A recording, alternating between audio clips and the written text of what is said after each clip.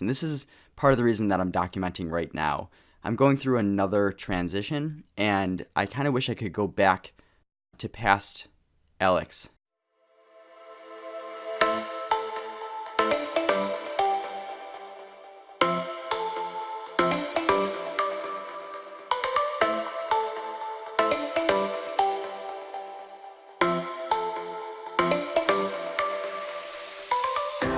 This is a pilot episode to Analysis Paralysis. This is Alex Bass, and I am here to talk about a lot of different things. So the premise behind Analysis Paralysis is that there are a lot of things going through my mind. I run a small business, and I've been transitioning it a lot. I've been doing this since 2010, so just over 7.5 years. But realistically, the company has pivoted many, many times, and I'm still trying to figure out kind of where I fit in with everything. I am 25 years old, and there's a lot that I've learned, and there's a lot that I'm still learning, and I kind of wanted to just put this down somewhere and have some type of documentation of it while I work through these issues and hopefully help people along the way who may be in a similar path.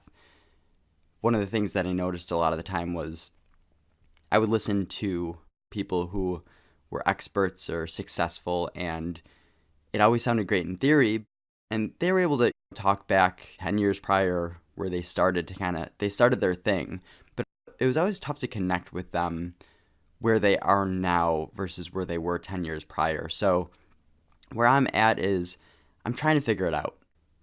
I'm doing some things that are definitely moving me toward whatever that term of success is. The question of, have I hit it yet, or am I close to hitting it? I don't know, but I wanted somewhere to document the process. So a little bit of a background is in 2010, I started school full-time, and I was doing a triple major in business management, marketing, and entrepreneurship. And that's when I started my company. So as you can imagine, I really did not put that much time into it. I didn't have that much time to really fully run a business. And at that time, I was doing web development and a little bit of online marketing. So I was working for my stepdad's construction company at the time, and they needed some website stuff done. So I was kind of working in the back room. I was doing some admin assistant type things. And then they're like, hey, we need to do a little bit of online marketing. Our website is old, outdated. Can you do this? And I had no idea how to do any web development. I was not a web developer. I was going to school for business. I didn't know. So I was pushed to learn web development. I was being paid to do so through the company, and I wasn't doing so well with it. I kind of learned, the more that I worked and actually did this for about a year and a half, actually learned to love web development and found out that it really was one of those passions. It's definitely a passion of mine now.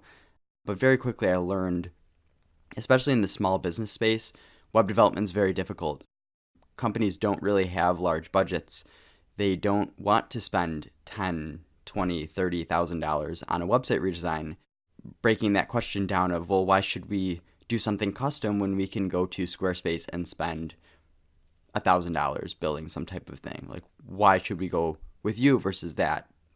And it was a tough question to answer, especially early on. So at that point, I jumped more into the online marketing aspect. So AdWords and really focusing on what I can do there, because it was kind of clear if you advertise, then you can get more business coming into your site, and more business turns to conversions. And it was this clear, being able to go to a client and say, hey, we got you 10 more conversions this month. It was a very clear value proposition, and that made it more comfortable for me to be able to sell it.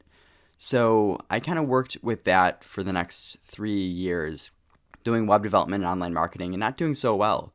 Honestly, when I first started out in 2010, I made, $5,000-$6,000 that year, and it stayed pretty consistent while I was going to school. So it really was very small. So the way that I look back at it is I don't really count the first 4 years of the company.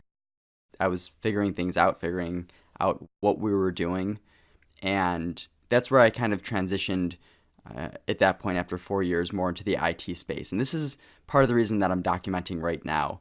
I'm going through another transition, and I kind of wish I could go back to past Alex and ask them what was going through their mind when they wanted to transition the company. Because now that I've done it a few times, I realized that it's something that's going to keep happening, and maybe be able to help other people who might also be thinking, should I be transitioning my company? It's a scary thing. You take something that you end up knowing very well, you become an expert in, you have past clients, you have existing clients that you're doing that service for, but should you transition, to a different business? And, oftentimes, hopefully they overlap. And then this is kind of my experience with it. So I switched over to the IT space, and I jumped into the world of managed services provider. So that's pretty much being an outsourced IT support for a company. You can manage an entire office of maybe 20 employees. So versus them needing an internal IT person, which may cost them $70,000 a year, they can instead hire us for a fraction of that cost. And we can manage a lot of that. So we can monitor the 20, 30 computers in the office, along with 5, 6, 7 other clients that also have 20 computers. So at the end of the day, we're managing hundreds of computers in that regard. I'm not saying that's what we're actually doing, but that's the premise. You manage hundreds of computers for many different companies that you can charge a lower price for that because you're kind of doing it at scale. So I engulfed into that world. I tried to become an expert in it. It played to my IT background. I built computers for myself, for family, friends, and I understood IT, understanding that really a lot of IT is being good at searching Google. So just searching Google for the answers. If a client has an issue, you kind of just search for the error message and see what worked for people, what didn't work. Sometimes you deal with a problem enough that you kind of have that intuition of like, oh, this is what we're supposed to do because you remember dealing with it in the past. And that's where I kind of got to this point where I realized I was kind of selling insurance in a way. I was going to these companies and saying, buy this service because if something bad happens, you need someone, around to clean it up. But even better than that, you should be more proactive about it. Versus having us as a break-fix client, so something breaks and we come in and fix it and charge you hourly, why not pay us on retainer month to month? And this is the MSP model, where you're actively monitoring all the computers, you're backing them up, you're monitoring the servers, backing those up. So if something does happen, you have the proper backups in place, and even better, hopefully you catch the issue before it happens because you're proactively monitoring it. So that was that space, and it wasn't too difficult to sell because there's the concept of you can either hire someone internally for $70,000 or a fraction of that for us. And at the end of the day, you know that you need that, but it really was selling insurance. And I didn't really like that aspect. I felt like there's a better way to help companies other than going that route. But something that I learned from that experience was documentation and learning that I may solve a problem for one client, and I may experience that exact same problem 2 months later from a different client or even from that same client, and then realize that I have to go back into those same Google searches to find the same answer. And there's so much efficiency that was lost from doing that. So that's where I got obsessed with the documentation. So anytime that I solved a problem for a client or they ran into an issue that I saw could happen again and was likely to happen again for them or other customers, I would then go in and I would document it. I started using this program called IT Glue, and I would just document in there for everything. So that's where I kind of learned the efficiency of, client has the same issue. I just jump into my documentation. Oh, here are the 4 steps that I did to solve it last time. And I was able to be in and out very quickly. And that's the MSP model. Being able to solve the little problems quickly or even automate those problems. And that's where you really have the value because you're not really charging that much from month to month. If you actually had to spend the 10, 20, 30, 40, 50 hours per month to maintain some of these clients, you'd be losing money on them. So you have to build this level of efficiency, of consistency, of documentation. And hiring other employees, they have to be able to read this documentation as well and be able to jump in and be a part of your team and add to the documentation. And that's really how you scale an MSP. So I got into this world and I doubled down on it and I really focused on it, and I saw there was a lot of money, and I started getting a couple of clients, a few big clients, at least for me at the time. They were spending $300, $400, $500 a month with me, and I'm like, this is actually, and they're small companies, 4 or 5 employees. I'm like, I could actually see growing this because it's recurring revenue. they're paying me from month to month and I'm just maintaining them. I started thinking, hey, I could actually start hiring employees versus the web development, online marketing. Web development, a lot of the time, it was selling a website 1 month and not selling anything for the next 2 months, selling a big website the third month and not seeing anything. And you didn't have this level of consistency that you actually did have with the MSP space. So that's what really drew me to it, seeing that there's a different type of business model where you can really be more recurring than this one-time payment. So then that's where the more I got involved with this, I started working with some clients in the IT space, and I realized they need more help than just managing their IT.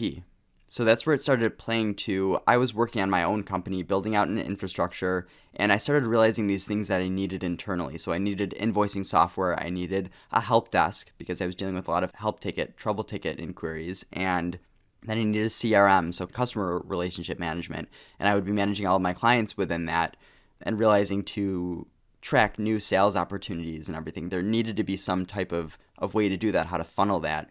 So that's what I used the CRM for. And then I started having to send out proposals quite frequently, and I was like, this is so inconsistent, this is not efficient, because I was doing it through a Word doc or Google Docs, and I was just copying over, trying to make it modular, but running into a lot of issues with it. So then that's when I started really researching the world of SaaS, which is software as a service, and just seeing how much software is actually out there to help solve these issues, these problems that I was having, ways to make it more efficient. So then that's where I found some proposal software called PandaDoc that integrated deeply with the CRM that we were using. And from there, we kind of just started moving forward. And when I say we, I really mean I. This has really been a lot of me kind of going through it. I did have a business partner initially, which was my stepdad, but he was working 70 hours a week at his construction company, and I was doing this full time. And there's a point at which I was always an introvert, and I am still introverted, and it was tough for me to go out and sell. And what my business partner was supposed to do, in a sense, was he was a salesman. He's a natural born salesman. He's great with sales, great with people, more extroverted in that regard. And he wasn't going out and selling because he was working 70 hours a week at his company. So then there I am trying to grow my business, going to networking events and meeting people and not really talking to people, though. When I'd go to a network event, I would typically maybe see a friend of mine, someone that I've crossed paths with. I'd go over and I would talk to them, and I would spend most of the time talking to people I already knew instead of going out and meeting new people and really talking about my business, learning about theirs, learning about their needs, and doing the things that actually takes to sell. And then at the end of these network events, I would kind of just be leaving and be like, I just went here. I didn't talk to anyone that would actually help my business. So why am I even doing this? And then I would get frustrated at my business partner. It's like, I shouldn't even be doing this. They should be doing this. Like, they should be doing this. This is what they do. This is why they're a business partner in this company. They're supposed to be doing the sales and marketing. So then that's where it kind of led to a few years prior, from now, actually a few years ago, I broke off the partnership that I had with them. And this was before we were doing too much business, because I started realizing that I was using them as a crutch. And after breaking off the partnership, I would go to networking events, and instead of standing there, when I'd get that urge to go and talk to the familiar people, the people that I already knew, I would kind of say to myself, the success and failure of this business is predicated on whether or not I go and talk to people that I don't know. And it would actually push me to go and talk to people. And that introverted side that I had slowly started kind of shifting and forming and allowing me to be more extroverted. I learned to kind of love people from doing that. The more I talk to people and learn about them, the more that I learned, people are interesting. I want to talk to people more. There is still this introverted side to me that I love and that I'm very much a part of, but the extroverted side of actually getting to know people and learning about their needs, their issues, especially in the business world, that's what's going to help me grow my business, and I need to be doing that. So there's been a lot of personal growth, and I think I kind of want to maybe take a different episode and talk more to the personal growth aspect of this, because it's been one of the most rewarding aspects of starting my own business, and I'm still growing substantially from it. And I think a lot of what I'm doing this for is for the personal growth aspect. But so going back to the IT support kind of mindset, that's where I kind of started transitioning into the software as a service space and solving my own company problems with SaaS software. And then that's where I started realizing, why can't I offer these same services to clients of mine? It makes no sense for me to just be using them internally, building these efficiencies up, using all this software, being efficient, and not actually offering it to clients of mine. So I went to my stepdad's company, construction company, and I always kind of saw him as a guinea pig in that regard because we had built the trust up through so many years of working together. And I said, hey, we need a CRM. And he's like, great, what's that? And we talked it over, explained, this is where you manage all of your company relationships with customers, with vendors. It's where you manage sales opportunities. You build a process, a funnel of qualifying leads and moving them through a sales system. And he understood that. He's been in sales a lot of his life. He's ran large companies in the past as well. But a CRM was definitely something that was new to him and to me. So kind of went through and learned how to use it at scale. So this is going from a very small company that I was doing maybe $20,000 that year. And here's a company that was doing nearly $1 million that I was able to go to and use this software at scale, at least at scale for me versus what I was doing internally. So I learned a lot from that. We learned a lot from that. And he started to realize he was selling a couple of clients because of the CRM. The CRM was pushing him to follow up, and he said, this is gold. Like, he understood it. The value of the CRM started to really make sense because one job that sold, it paid for the CRM for 2 years. So it was such a no-brainer at that point. And I started to see at that point, there's something here. I think there's something more than just IT support. I can actually help businesses, but I still need to understand, what I am doing here. So that's where I kind of transitioned into a little bit of the other SaaS software out there. And, well, if I could help them with the CRM, what else can I help them with? And then that's when I noticed, along with my mom, we saw that he was spending a lot of time writing proposals, spending 2-3 hours writing various custom proposals for the custom bathroom kitchen work that they were doing. And we said, why can't you do this quicker? And then also, why don't you follow up more with this? And that's where I started researching software and stumbled upon PandaDoc, and it integrated deeply with ProsperWorks, which is the CRM that we use, and we implemented it. And what that did was it allowed him to modularize his proposals and contracts. He was able to take these 2-hour proposals that he was writing and turn them into a 20-30 minute proposal that they can do. So essentially, he was able to do 4 times the amount of work in those 2 hours worth of time. So there's a lot of value there as well. It took a lot of time to get started, to build the trust. It was a difficult thing to even get them on board with it, but when they did, they really started seeing the value, and I started seeing the value as well. In theory, I figured, this makes sense. This will solve the problem that he's having, but I don't really know.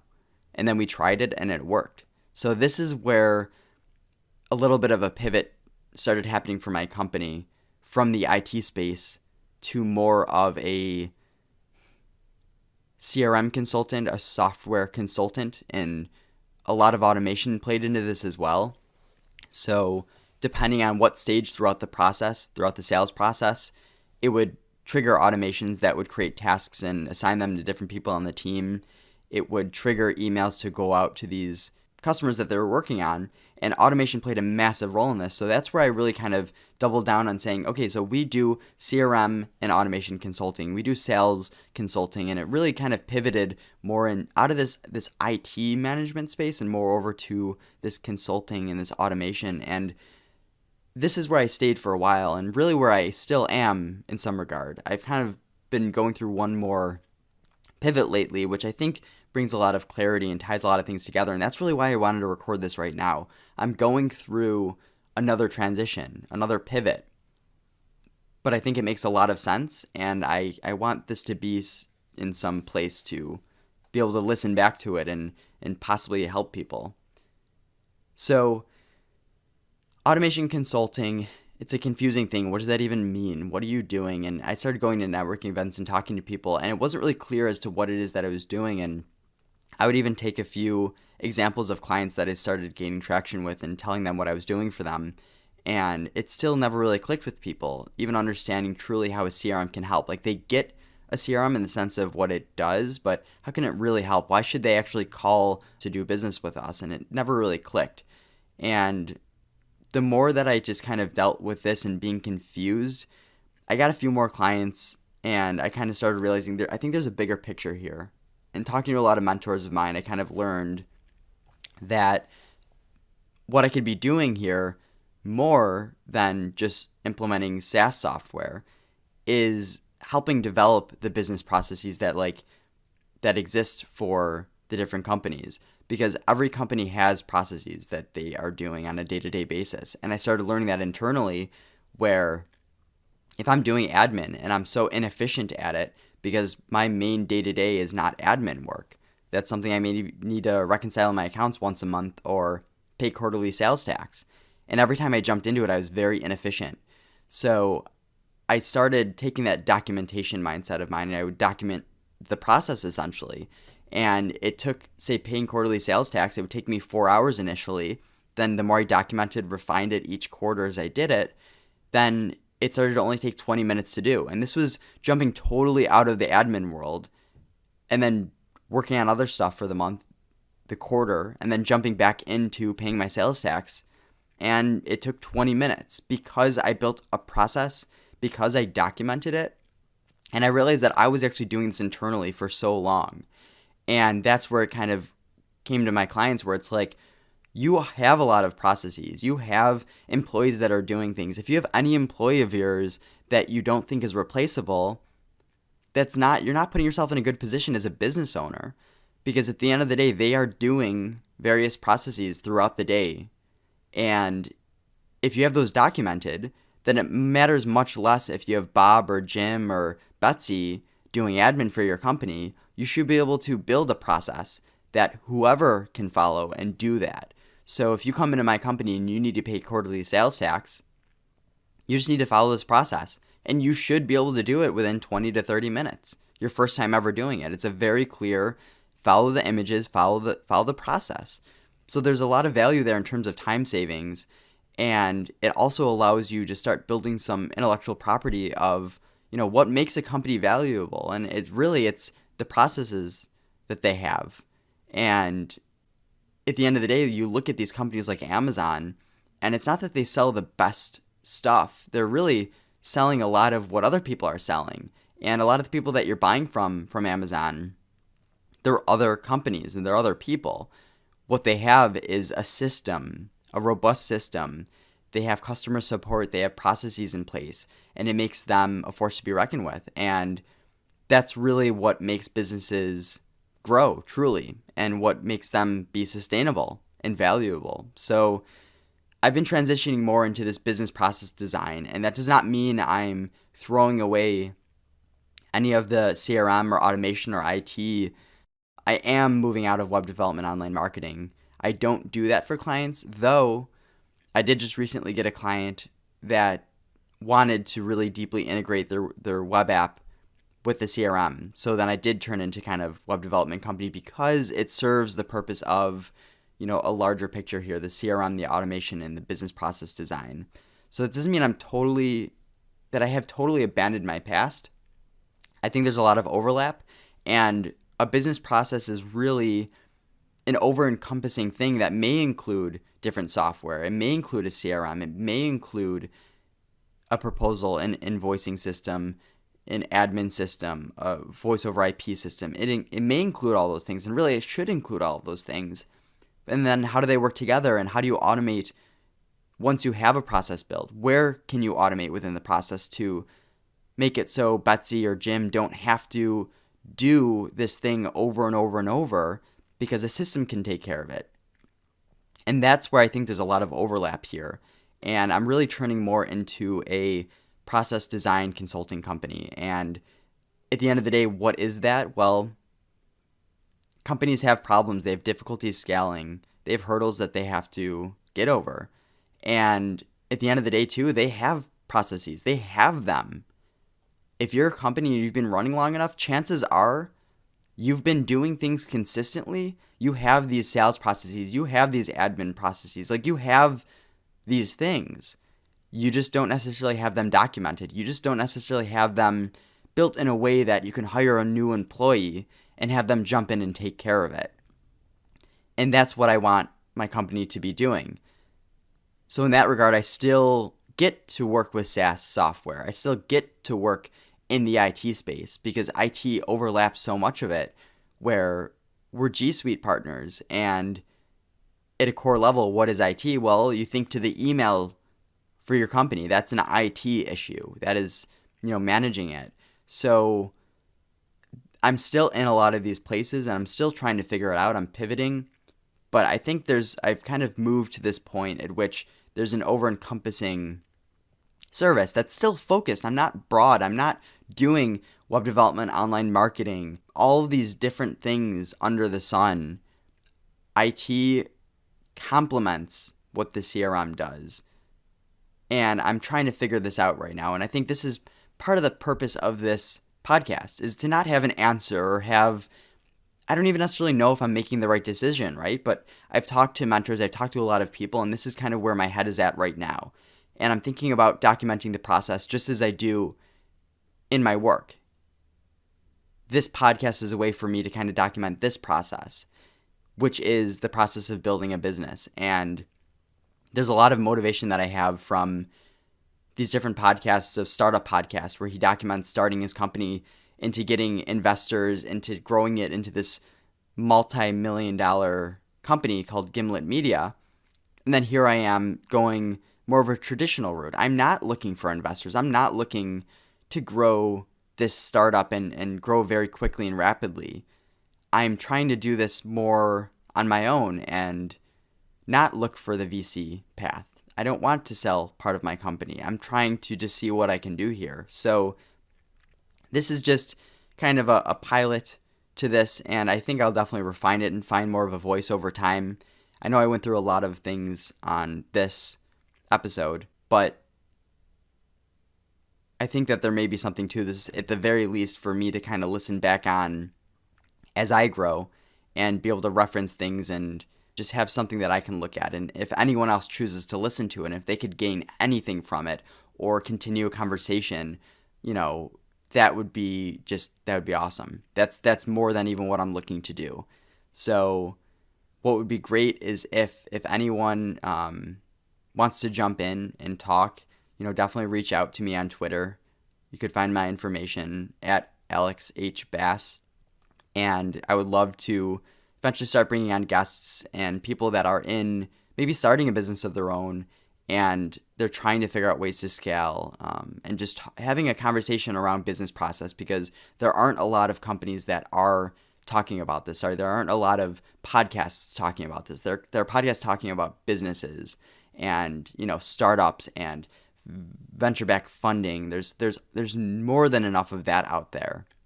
This is more taking a business that is traditional in some sense and trying to figure out a way to grow it and scale it and pivot.